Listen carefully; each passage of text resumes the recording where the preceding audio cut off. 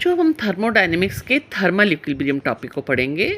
Equilibrium in mechanics means that the no net external force or torque on a system are zero. The term equilibrium in thermodynamics appears in a different context. We say the state of a system is in an equilibrium state if the macroscopic variables कौन होते हैं? These can take different values over time. Those are called variables that characterize the system do not change in time. Okay तब हम बोलेंगे कि जो system है वो इक्विलिब्रियम में है। जैसे for example a gas inside a closed rigid container completely insulated from its surroundings with fixed values of pressure, volume, temperature, mass, composition that do not change with time is in a state of thermodynamic equilibrium. ये thermodynamic equilibrium है, thermal equilibrium नहीं है। इसमें सारे जो variables हैं जो very कर सकते हैं विद टाइम, वो सब चेंज नहीं हो रहे हैं विद टाइम। तो इसका मतलब क्या है कि वो जो सिस्टम है वो कौन सी स्टेट में है? एक थर्मोडायनेमिक इक्विलिब्रियम की चेंज में है, स्टेट में है। कौन कौन से वेरिएबल चेंज हो सकते हैं? प्रेशर, वॉल्यूम, टेम्परेचर, मास, कंपोजिशन, ये सब चेंज हो सकते हैं।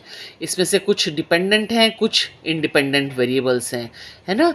इंडिपेंडेंट वेरिएबल्स क्या होते हैं? जो मैनिपुलेटर या जो एक्सपेरिमेंट कर रहा है ना, वो उसको चेंज कर सकता है। जैसे चार्ल्स ने, बॉयल्स ने, गे ल्यूजैक ने अलग अलग वेरिएबल्स को, टेम्परेचर को, प्रेशर को, वॉल्यूम को, इनको कांस्टेंट रखा था ना, और देखा था कि दूसरे वेरिएबल्स कैसे डिपेंडेंट होते हैं।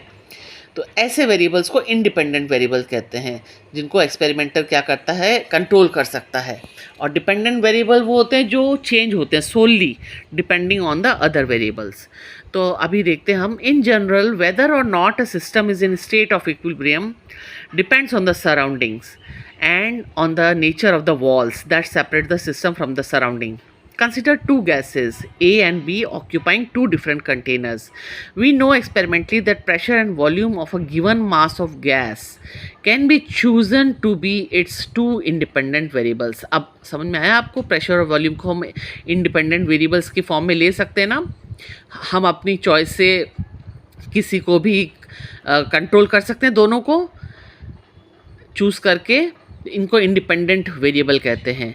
Let the pressure and volume of the gas be PAVA and PBVB respectively. दोनों गैसेस का, जो चैम्बर में गैसेस ली गई हैं, दोनों का प्रेशर और वॉल्यूम दोनों अलग अलग हैं। Suppose first that the two systems are in put in proximity but are separated by an adiabatic wall. An insulating wall can be movable that does not allow flow of heat from one to another. The systems are insulated from the rest of the surroundings also by similar adiabatic walls. The situation is shown in schematically in figure 12.1a. In this case, it is found that any possible pair of values PAVA will be in equilibrium with any possible pair of values PBVB. Means अभी क्या है, ये जो PAVA है, ये है A gas का pressure और वॉल्यूम। इसकी किसी भी वैल्यू को ले लो आप, कोई भी पेयर ले लो इनका, वो जो होंगी वो इक्विलिब्रियम में हो सकती हैं। किसके? जो गैस B है ना, उसके किसी भी वैल्यू के, किसी भी पॉसिबल वैल्यू के पेयर PBVB के साथ इक्विलिब्रियम में हो सकती हैं। अभी इक्विलिब्रियम में नहीं है ये, है ना। अभी तो टेम्परेचर भी अलग है दोनों का, अभी ये सेपरेटेड हैं पूरे सराउंडिंग से भी और एक दूसरे से भी।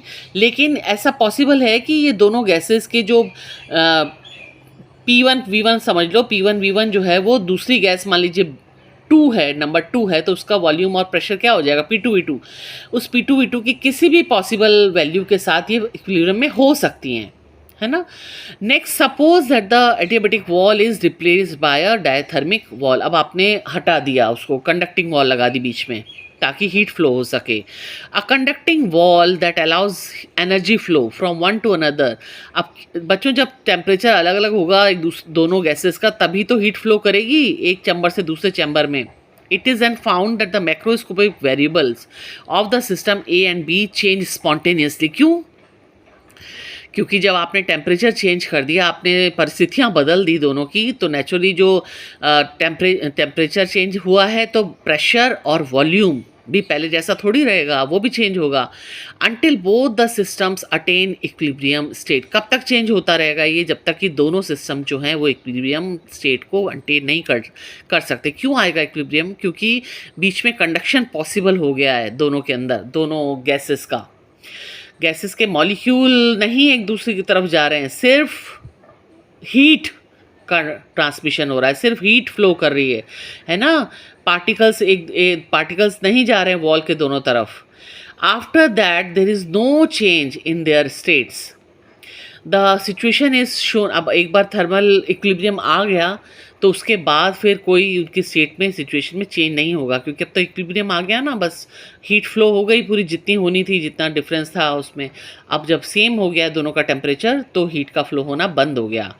The situation is shown in figure 12.1b। The pressure and volume variables of the two gases changes to. अब नया प्रेशर आ गया, नया वॉल्यूम आ गया, गैस बी का भी और गैस ए का भी, दोनों के प्रेशर और वॉल्यूम भी चेंज हो गए ना टेम्परेचर के साथ। such that the new states of A and B are in equilibrium with each other। अब वो A और B जो हैं वो आपस में equilibrium में हैं। There is no more energy flow from one to another। We can say that the system A is in thermal equilibrium with the system B। अब हम कह सकते हैं कि जो सिस्टम ए और जो सिस्टम बी है ना वो थर्मल इक्विलिब्रियम में है बच्चों। थर्मल, सिर्फ थर्मल, थर्मोडायनेमिक इक्विलिब्रियम नहीं है। प्रेशर वॉल्यूम जो है, ए का प्रेशर और ए का volume is not equal to the volume and pressure of gas B, वो अलग अलग हैं। सिर्फ टेम्परेचर जो है वो सेम हुआ है दोनों का, ये थर्मल इक्विलिब्रियम है। What characterizes the situation of thermal equilibrium between two systems? You can guess the answer from your experience. In thermal equilibrium, the temperatures of the two systems are equal.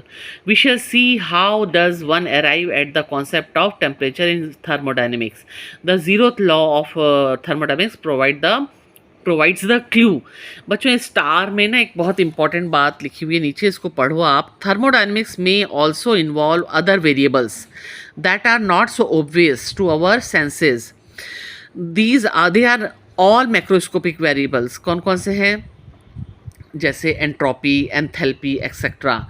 However a thermodynamic state is specified by 5 state functions, जो 5 state functions या variables जो कि हैं pressure, volume, temperature, internal energy and entropy. समझ में आया आपको? Entropy is a measure of disorderness in the system. Enthalpy is a measure of total heat content of the system. Okay, तो this was all about thermal equilibrium. Book में, NCERT book में कुछ lines जो है ना वो बहुत confusing है बच्चों के लिए, तो मैंने कोशिश की है समझाने की आपको। I hope I am successful.